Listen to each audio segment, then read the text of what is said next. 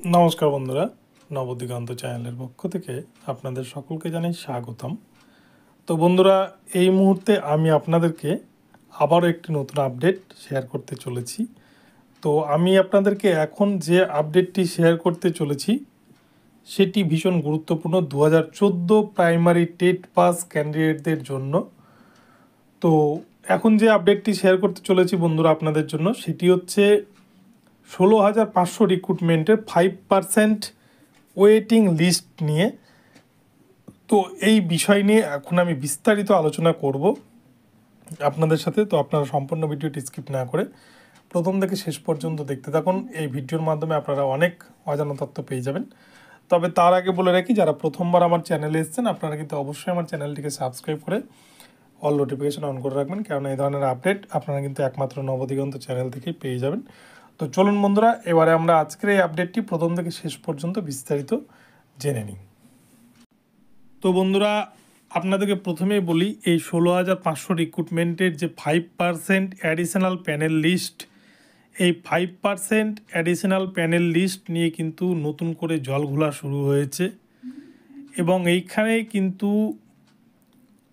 এটা প্রথমে আপনাদের বলে রাখি যে এই বিষয়ে আমার কাছে অনেকেই কিন্তু ফোন করেছিলেন এবং অনেকেই আমার ভিডিওতে কমেন্টও করেছেন যে 16,500তেও তো 5% প্যানেল দেয়নি প্রাইমারি বোর্ড, তাহলে সেক্ষেত্রে ক্যান্ডিডেটদের করণীয় কী বা কী হতে পারে এই নিয়ে। তো ওই জন্য ভিডিওটি আমি বানাচ্ছি 5% 16,500 রিক্রুটমেন্টের। তো দেখুন বন্ধুরা, 16,500 5% হিসাব করলে কিন্তু 825টা মতো ভ্যাকান্সি বেরোয়। তো সেক্ষেত্রে আপনারা দেখেছেন 9,533-এর যে প্যানেল বের করেছে প্রাইমারি বোর্ড 2022 রিক্রুটমেন্ট প্রসেসের, এখানে কিন্তু 8,951 জনকে অ্যাবজর্ব ক্যান্ডিডেট অর্থাৎ ইনক্লুডেড করে বাকি সিট কিন্তু 5%-এর সিট বের করা হয়েছে। 5% সহ কিন্তু প্যানেল প্রকাশ করেছে। আর এটাই কিন্তু সংবিধানের রুলস। এইভাবেই কিন্তু যে কোনো নিয়োগের তালিকা প্রকাশ, মেধা তালিকা প্রকাশ করার নিয়ম রয়েছে আমাদের ভারতীয় সংবিধান অনুসারে।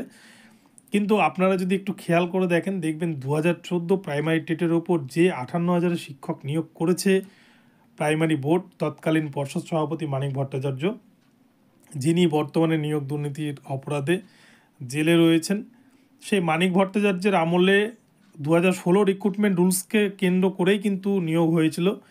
এবং মাননীয় গৌতম পাল, এখন যিনি চেয়ারম্যান রয়েছেন প্রাইমারি বোর্ডের, এনার আমলেও কিন্তু 2016 রিক্রুটমেন্ট রুলসকে মান্যতা দিয়েই প্যানেল বের হয়েছে। দুটি রিক্রুটমেন্ট প্রক্রিয়ায় কিন্তু 2016 রিক্রুটমেন্ট রুলসকে কেন্দ্র করেই তৈরি হয়েছে। কিন্তু আপনারা প্যানেল দেখলেই বুঝতে পারবেন যে প্যানেল তৈরিতে কিন্তু বিস্তর ফারাক রয়েছে। এবারে যে প্যানেলটা তৈরি করেছেন পর্ষদের সভাপতি গৌতম পাল মহাশয় 2022 রিক্রুটমেন্টের, এই প্যানেল কিন্তু যথেষ্ট সুন্দর এবং একদম 100% রোস্টার মেনেই কিন্তু সংবিধানের 8/6 রুলস মোতাবেকে তৈরি করা হয়েছে। কিন্তু 16,500 এবং 42,949-এর যে প্যানেল মানিক ভট্টাচার্য তৈরি করেছিলেন, সেখানে তো কোনো মেরিট লিস্ট প্রকাশই হয়নি, শুধুমাত্র SMS-এর মাধ্যমে চাকরি প্রার্থীদের নিয়োগ দেওয়া হয়েছে। তো সেখানে কোনো সেভাবে প্যানেল ছিল না, যদিও তা কোর্টের নির্দেশে পরবর্তীতে মানিক ভট্টাচার্য একটি প্যানেল প্রকাশ করতে বাধ্য হয়, কিন্তু সেখানেও কিন্তু ওয়েটিং লিস্ট কোনো রকমের ছিল না। তো আপনারা দেখেছেন যে 42,949-এর 5% ওয়েটিং লিস্ট নিয়ে মামলা হয়েছে, যেটি মামলা কিন্তু চলছে বর্তমানে কলকাতা হাইকোর্টে। ঠিক এরকমই কিন্তু 16,500 রিক্রুটমেন্টের এই 5% ওয়েটিং লিস্ট নিয়ে অনেকেই মামলা করতে চাইছেন। এই বিষয়ে কিন্তু অনেকে কমেন্ট করেছিলেন আমাকে, অনেকে মেসেজও করেছেন আমাকে।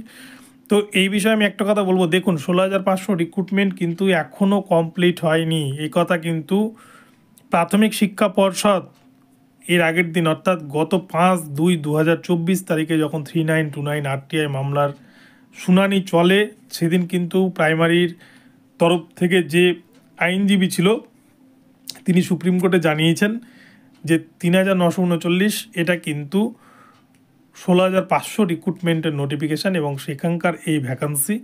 তাই এই ভ্যাকান্সিতে কিন্তু এখনও পর্যন্ত নিয়োগ কমপ্লিট হয়নি। এই রিক্রুটমেন্টের ফাইনাল জাজমেন্ট রয়েছে আগামী 21 তারিখ, 21/2/2024।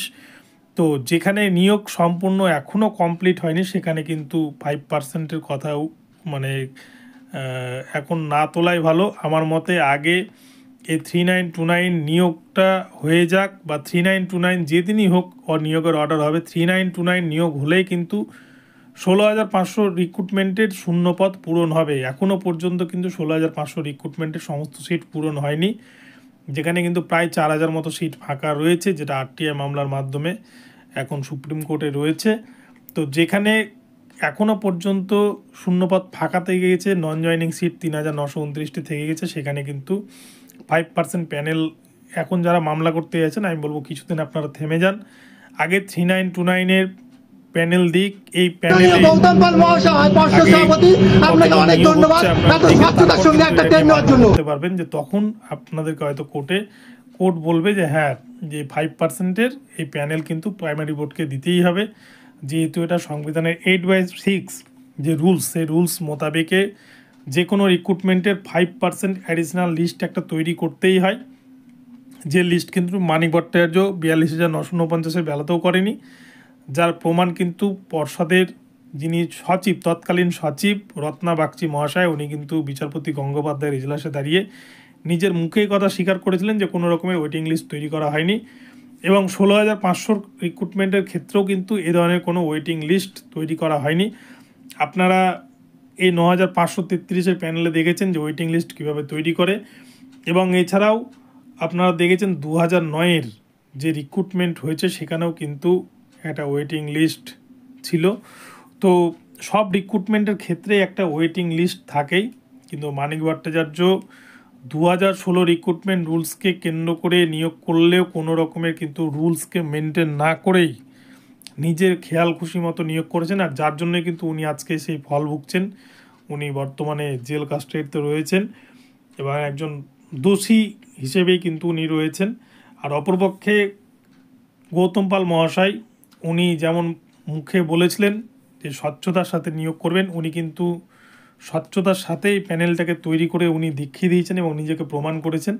তো এই জন্য ওনাকে একটা অসংখ্য ধন্যবাদ জানাই যে এত সুন্দরভাবে 100% রোস্টার মেনে প্যানেল তৈরি করার জন্য। এই রকমভাবে যদি ঠিক এই একই নিয়মে যদি 2014-র যে দুটি নিয়োগ হয়েছিল 58,000-এর, অর্থাৎ 42,949 এবং 16,500, এই দুটি নিয়োগের প্যানেলও যদি একই নিয়মে তৈরি করত পর্ষদ, তৎকালীন পর্ষদ, তাহলে কিন্তু অনেকেই প্রাথমিকের শিক্ষক হিসেবে এতদিনে তো 5-7 বছর চাকরি করে ফেলতেন অলরেডি, অনেকেই কিন্তু মেধা তালিকায় জায়গা পেয়ে যেতেন, এবং এতটা কিন্তু দুর্নীতিও হতো না যে পরিমাণ দুর্নীতি মানিক ভট্টাচার্য করেছে। তো যাই হোক, তো 5%-এর এই কেসটা নিয়ে আমার এই বার্তাটা দেওয়া প্রয়োজনীয়তা ছিল বলে আমি মনে করেছি, তাই ভিডিওটা বানালাম অনেকের কমেন্টের রিপ্লাই দেওয়ার জন্য।